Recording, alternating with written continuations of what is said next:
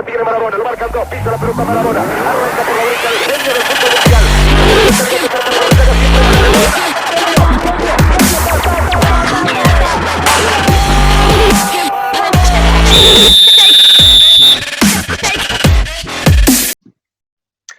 Olá a todos, bem-vindos ao programa Marketing do Futebol. Eu sou o Rui Tavares e tenho como convidado Rui Abreu, gestor de comunicação e marketing do Futebol Clube Paços de Ferreira.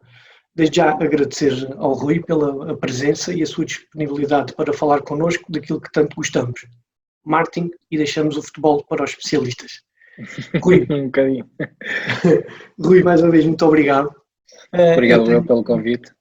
Tenho aqui o Rui como licenciado em Comunicações Empresariais, mestrado em Marketing, mas o mais curioso é que a primeira licenciatura é em Análises Clínicas. É verdade. O que é que despertou em si o marketing vindo de uma licenciatura, a primeira, de Análises Clínicas? É verdade, Rui. Antes de mais, obrigado pelo convite para falarmos aqui um bocadinho sobre marketing, que será certamente uma paixão que ambos partilhamos, e também para falar sobre uma das minhas grandes paixões, que é o Futebol Clube Paços de Ferreira. Sim, de facto, o meu percurso é um bocado curioso, e não é muito normal, porque eu venho da área das ciências, tenho uma licenciatura em Análises Clínicas e Saúde Pública. Nunca consegui construir uma carreira nessa área, muito por culpa de um bocadinho a semelhança do que algumas pessoas estão a passar agora. Eu quando terminei a licenciatura foi ali por volta da crise de 2009, então não foi muito fácil conseguir uma carreira. E pronto, e depois de diversas tentativas e erros, em 2016 eu achei que pronto, se era para andar um bocadinho aqui ao sabor do vento, ou menos que fosse ao sabor de um vento que eu gostasse, e então decidi tirar a licenciatura em Comunicação Empresarial, que terminei em 2019, e neste momento estou na fase da tese do mestrado em Marketing da Faculdade de Economia do Porto. Exato. Chega ao departamento de Marketing do Futebol Clube Paços de Ferreira em junho de 2017. Uhum. Quando chega, como encontra o departamento neste sítio? Ou seja, já estava estruturado, já existia, ou foi criado pelo Rui e pela equipa do Rui? Ele já existia. A minha entrada no clube, só para contextualizar, porque pode parecer estranho um bocadinho a muitas pessoas a forma como eu chego ao clube. Eu fui convidado pelo atual presidente da direção, o Dr. Paulo Menezes, para fazer parte da lista que ele ia submeter a eleições no clube. Fui convidado para ser o oficial de ligação aos adeptos, o vulgo Ola, e como todos os diretores do Paços, nós somos eleitos, ou seja, nenhum diretor do Paços é remunerado.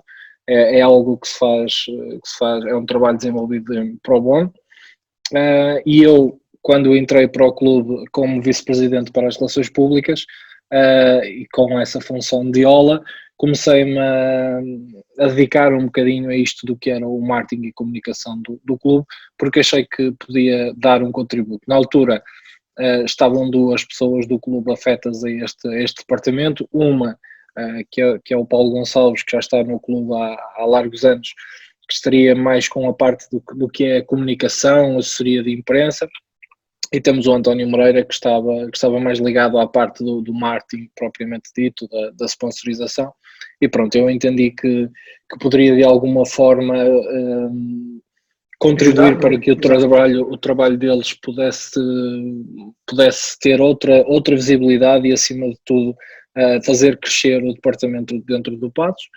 E pronto, e começou aí. Nós neste momento o departamento cresceu imenso. Nós já temos mais 3 pessoas connosco. São 6 no total neste momento? Sim, nós estamos com mais um estagiário. E além disso trabalhamos com uma agência de design que nos auxilia, que é a LIF, e temos também colaboradores em um bocadinho part-time, digamos assim, que serão o fotógrafo e a videógrafa, que estão connosco e pronto, nos ajudam aqui a construir um bocadinho do que é a comunicação do Paços e aquilo em que ela se transformou desde 2017 até hoje. Como é o vosso dia-a-dia? Imagina, hoje chegou, segunda-feira. Hoje foi mal, porque nós viemos de uma derrota, já não estamos habituados a isso. Eu assisti, exato, à derrota, gosto muito do futebol já não estamos praticado. habituados, já não estávamos muito habituados. Não, mas nós geralmente, nesta fase da época em que nos encontramos, já estamos um bocadinho em piloto automático, ou seja, as coisas já estão perfeitamente delineadas.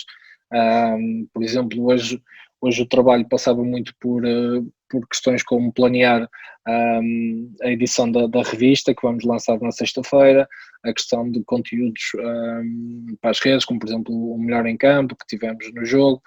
Estamos a fazer outra coisa que eu não posso revelar e então as pessoas também tiveram a trabalhar nisso. Sigam a página. Estejam atentos ao final da época.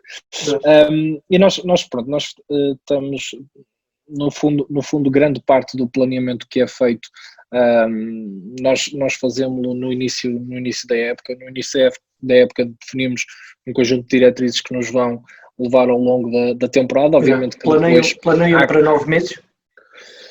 Sim, nós geralmente temos um planeamento para a época, tentamos que... Pois tem alguns ajustes, que é normal. Claro.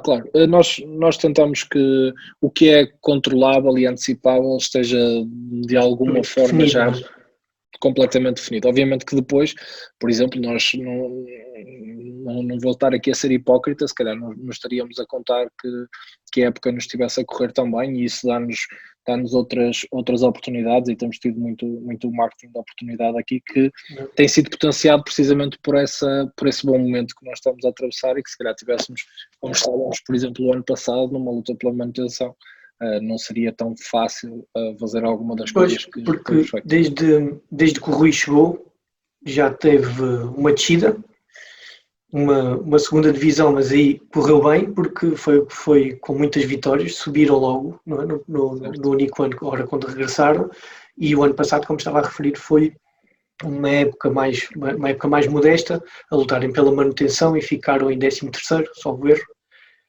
Diga-me como foi trabalhar. Imagino que a primeira época, 2017-2018, deve ter sido péssima, não é? Porque é quando descem de divisão. Depois, como se levanta, neste caso foi fácil levantar o moral porque na segunda divisão ficaram em primeiro e foram construindo sempre em cima de vitórias.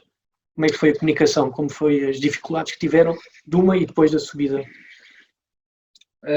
No nosso caso, e reportando um bocadinho aquilo que é o meu trabalho e aquilo em que eu estive envolvido, a primeira época foi de facto muito complicada, não só porque, e isto obviamente que quando tu chegas a um sítio e tens ideias diferentes daquelas que estão a ser feitas, é sempre um processo de adaptação, é sempre algo que nos causa ali um bocadinho de entrave e de um arranque inicial para que as coisas entrem num rumo, que é perfeitamente normal. Portanto, a parte da comunicação, isso estava a ser um bocadinho complicado de trabalhar. Acabou por ser ainda mais difícil com o cenário de descida de divisão. Confesso que nestes anos todos de passo é sem dúvida alguma o processo mais complicado de gerir. É um processo de descida de divisão e de comunicação em descida de divisão.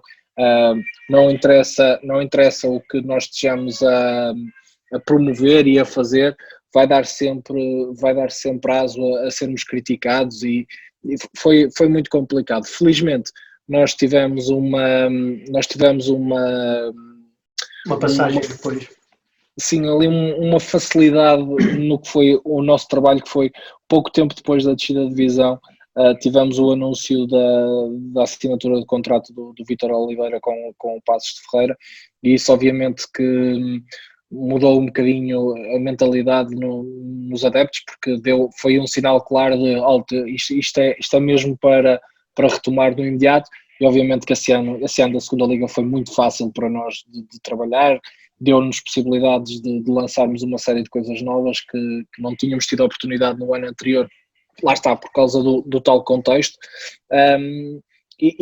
E quando chega ao final dessa segunda temporada e corre tudo bem e foi tudo fácil, tu pensas, ok, agora neste terceiro ano, neste segundo ano de Primeira Liga, vamos começar a explorar um bocadinho mais algumas das ideias que temos, e a verdade é que as coisas acabaram por também não ajudar, o contexto também não ajudar e dificultou as coisas. E agora, estão prontos para ir para a Europa, para o regresso da Liga Europa? Ainda é cedo. Eu acho que temos estado todos aqui em Paços de Ferreira, estamos todos bastante satisfeitos com aquilo que tem sido o desempenho da equipa. Não vamos ser hipócritas e dizer que não estamos a pensar nisso, mas obviamente que, e eu digo isto muitas vezes, nós na época eu já não me recordo se é 15, 16, com o Jorge Simão, estávamos perfeitamente lançados também para ir para a Europa e acabamos por ter 10 jogos consecutivos sem qualquer vitória, e isso dificultou-nos imenso depois a luta pela Europa, e acabamos por morrer na praia na última jornada. Portanto, nesta fase nada de deitar foguetes, ainda é muito cedo. Mas pronto, os jogadores, os técnicos, eles sim, digamos que não se permite que pensem já nisso. Mas nós de marketing já temos que pensar, já podemos sonhar um bocadinho, não é? E se vamos à Europa? E se vamos à Liga? Vamos vender imóveis lá para fora? Não, obviamente que todo esse cenário já está colocado em cima da mesa, porque temos que o ter, não é? Exato, e até porque nem eu, nem ninguém que está atualmente no departamento, aliás, não existia sequer departamento de comunicação e marketing quando nós fomos à Champions League, e nós aqui em Paços de Ferreira dizemos sempre que esse foi o pior ano sempre do marketing do Paços, foi no ano em que vamos à Champions e não se fez absolutamente nada do ponto de vista do marketing para expor. E então, como temos essa imagem ainda muito, muito bem patente na nossa cabeça, de que tal um marco histórico não foi aproveitado como devia ter sido, obviamente que teremos que ter isso em conta. É diferente estarmos numa pré-eliminatória de uma Champions ou irmos para uma Conference League, que é a nova competição da UEFA, mas obviamente que isso terá que ser já calculado, mas sempre com a ressalva de que até ao final do campeonato não se pode dar as coisas por garantidas. Exatamente. Neste momento, a estratégia do Paços ainda passa pela angariação de sócios. Obviamente que é um processo que nunca termina, mas o foco ainda continua na angariação de sócios, ou já chegaram ao vosso número aceitável? Não chegamos, estamos muito longe disso, e é um dos maiores fracassos do meu trabalho no Paços, que acabou. Nós estivemos bem, em 2017, 2018 já estávamos a conseguir números interessantes. A descida da divisão acabou por ser ali um bocadinho um misto, porque a certa altura nós perdemos imensa gente, mas depois conseguimos recuperar alguns. Estaríamos numa fase de crescimento não tão rápida como a que queríamos,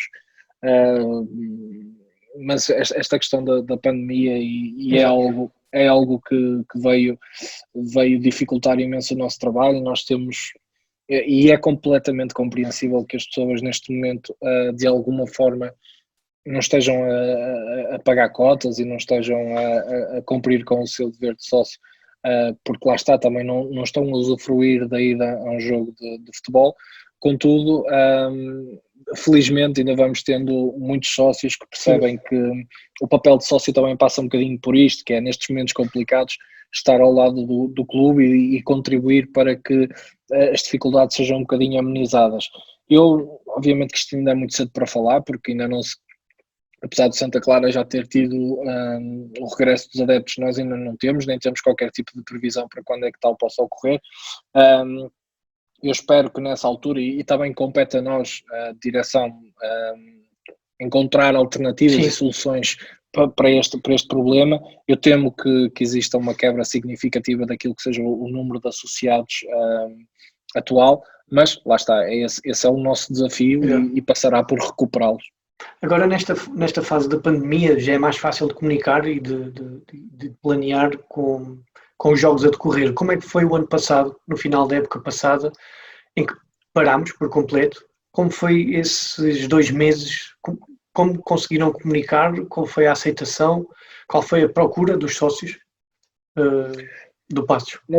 Nós por acaso, lá está, tentamos sempre manter os nossos canais de comunicação ativos durante aquela primeira fase de confinamento em que não havia jogos. A única coisa que não fizemos foi a revista, porque a revista só distribuímos em dias de jogo em casa e portanto não tínhamos a revista, mas de resto tentamos sempre ter atividades diferentes. Eu lembro-me, por exemplo, nós passamos a lançar desafios aos nossos atletas para fazerem vídeos em casa, para partilharem um bocadinho das coisas que faziam para passar o tempo, para partilhar com os nossos adeptos o que estavam a fazer.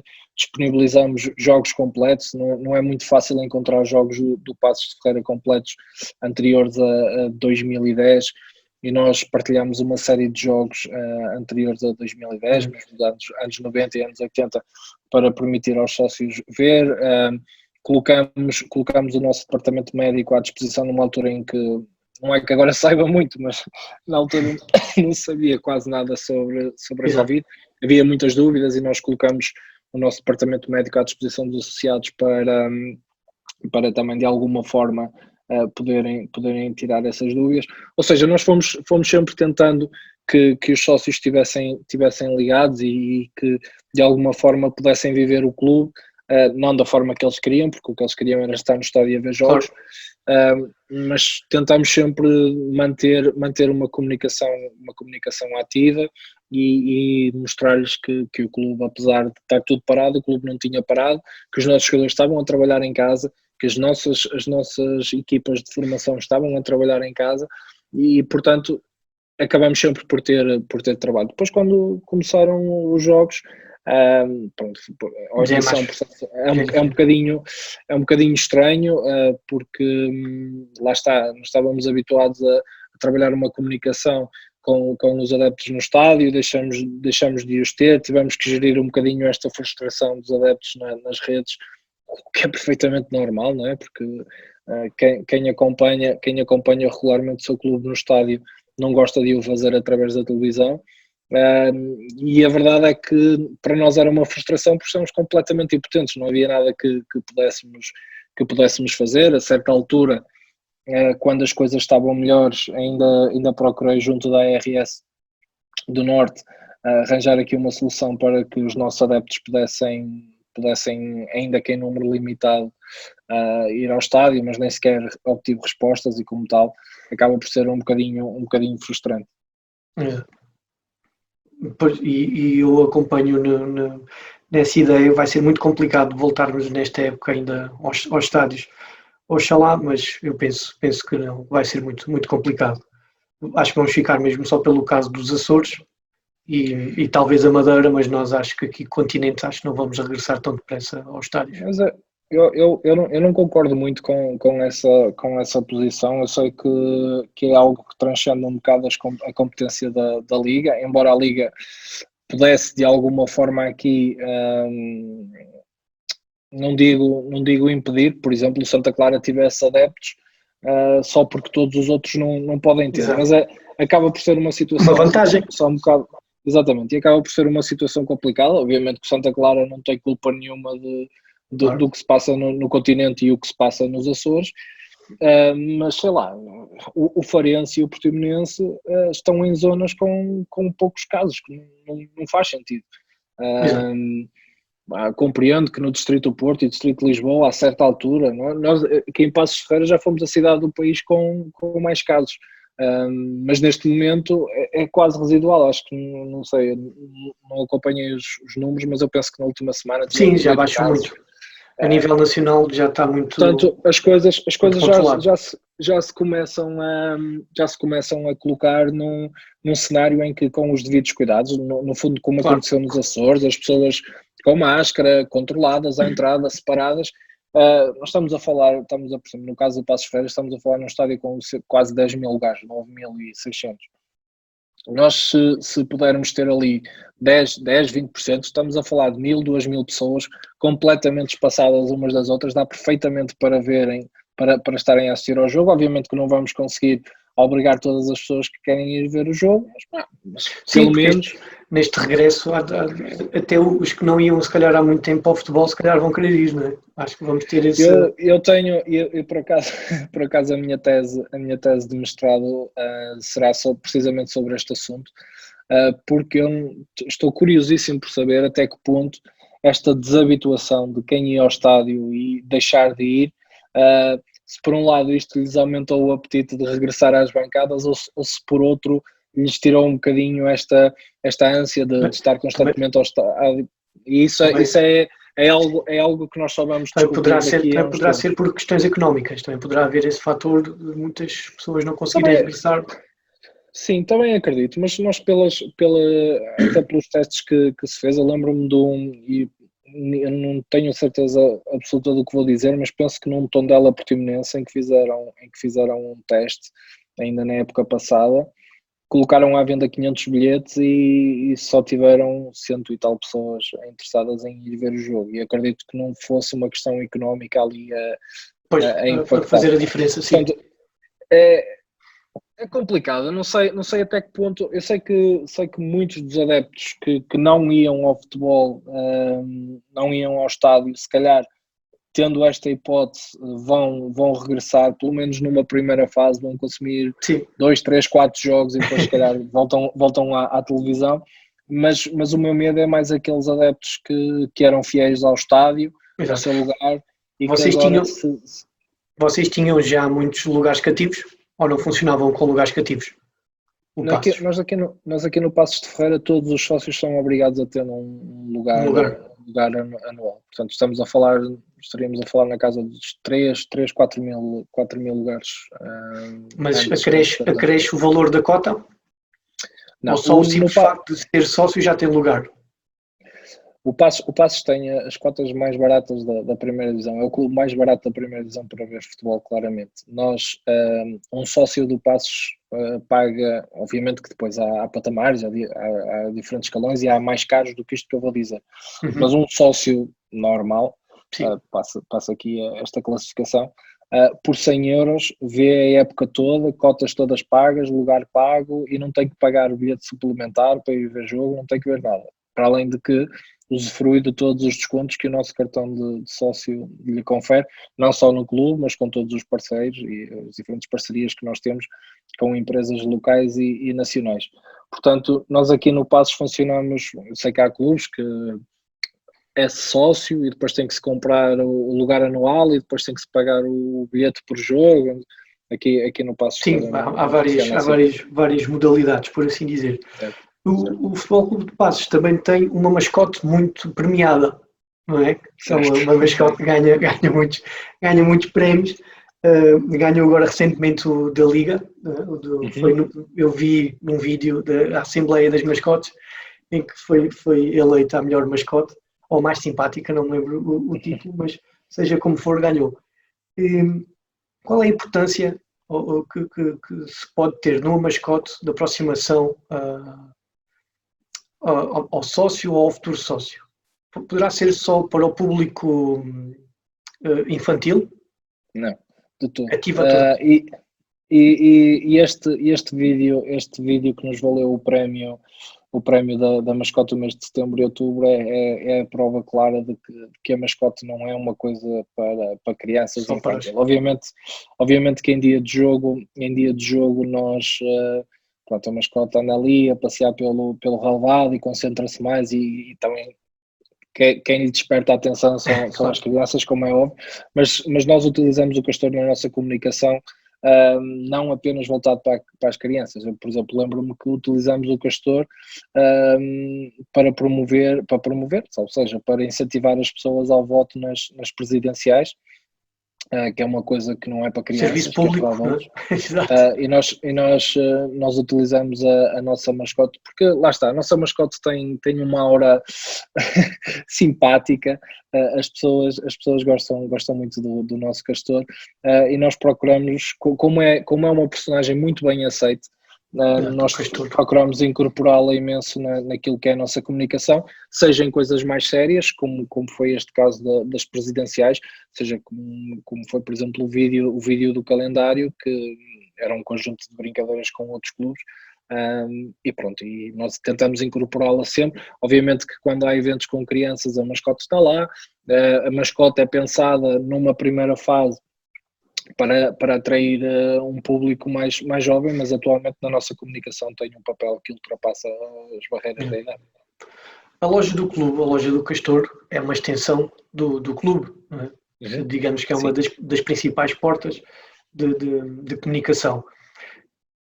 Obviamente que teve quebras, continua a ter, a venda online funcionou. Eu sei que há muitas pessoas por todo o mundo que colecionam, e muitas delas andam por diversas ligas, principalmente as europeias, vão ver e enviam e-mails e pedem, e há muitas lojas que exportam o seu merchandising. Obviamente vocês também serão assim, sim, principalmente porque, se tudo correr bem, no próximo ano irão estar na Liga Europa, e as vendas online de certeza que irão aumentar. Têm sentido alguma oscilação? Nós tivemos um processo, a nossa loja física era uma das situações que estava um bocadinho negligenciada quando eu entrei para o clube, e nós começamos a tentar melhorá-la ano após ano. Contribuiu imenso termos mudado de fornecedor de equipamentos. Quando eu cheguei ao clube, o clube tinha uma parceria com a Lacatoni, entretanto mudamos para a Joma, que foram incríveis naquilo que foi a transformação da nossa loja física mesmo, e não falo apenas, perdão, não falo apenas a nível de infraestruturas, mas principalmente ao nível da oferta, e o que é certo é que nós sentimos um crescimento bastante significativo naquilo que era as vendas da loja física, que depois complementamos com a nossa loja online, que, fazendo aqui um parênteses, não é uma loja de que nós estejamos propriamente orgulhosos, porque temos a noção de que ela, enquanto plataforma de e-commerce, tem inúmeros problemas, mas é um bocadinho o reflexo de uma menor capacidade de investimento que temos nesta fase.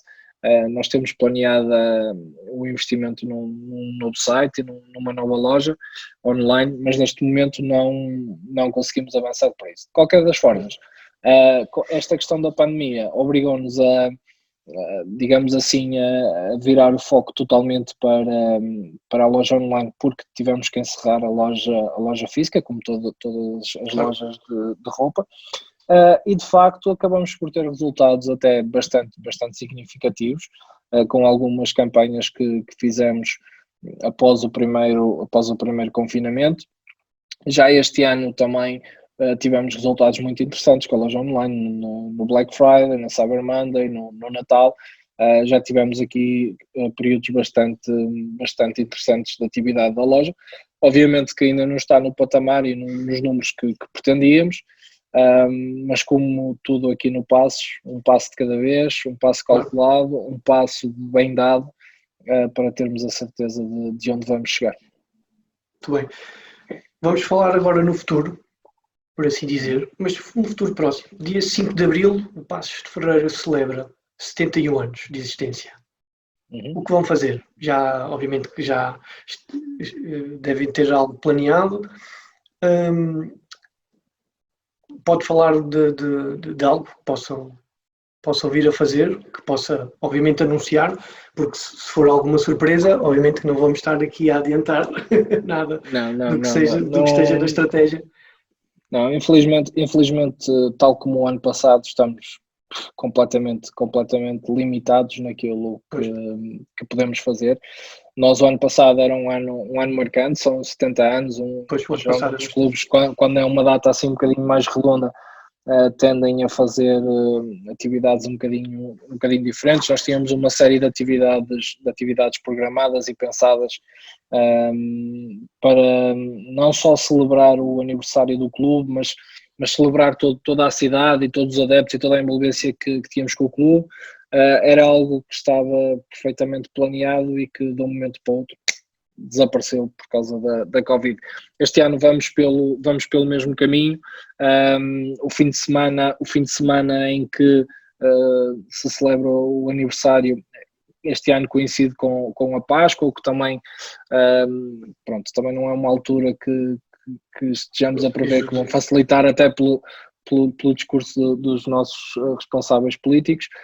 O que eu posso adiantar é que nós vamos ter no fim de semana a seguir uma forte campanha de responsabilidade social do clube, incluída naquilo que é a celebração do aniversário do clube, uma campanha que eu não quero estar agora aqui a revelar pormenores porque ainda não está completamente fechada, mas será algo que acreditamos que vai ter um impacto muito grande na sociedade portuguesa, porque lá está, nós também temos muito esta visão e batalhamos muito naquilo que é a responsabilidade social de um clube, com a dimensão nacional do passe e com a exposição que tem, e então se não podemos celebrar como queríamos, que era com os nossos adeptos no nosso estádio, pelo menos vamos procurar ajudar outras pessoas e estou certo que a campanha que vamos anunciar dentro de dias para esse fim de semana fará certamente a diferença e acabará por ter mais significado do que qualquer festa de aniversário. Rui, resta-me só agradecer a sua disponibilidade. Gostei muito de falar consigo, conhecer um pouco mais do Passos e da sua estratégia. Deixe-me só despedir-me com os valores do Passos, que obviamente no meu trabalho de pesquisa passei pelo vosso site e tem os valores e vou-me despedir com os valores do Passos, se permite. Paixão, esforço, dedicação, respeito, excelência, compreensão, solidariedade, profissionalismo, transparência,